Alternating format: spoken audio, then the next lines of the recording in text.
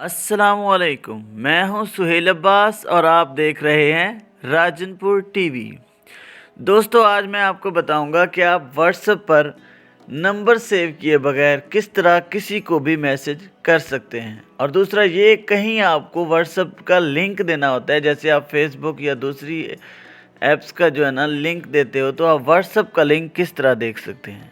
तो चलते हैं वीडियो की तरफ।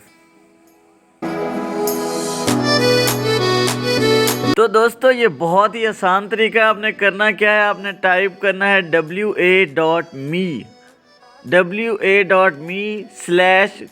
अगर आप अपना नंबर देना चाह रहे हैं किसी को, तो क्योंकि लोग सेव नहीं करते, तो आप जो है ना / अपना नंबर लिखोगे, या किसी और के नंबर को मैसेज करना चाह रहे हो तो उसका नंबर लिख के आप जो है ना उस पर क्लिक करोगे तो उसकी इनबॉक्स ओपन हो जाएगी।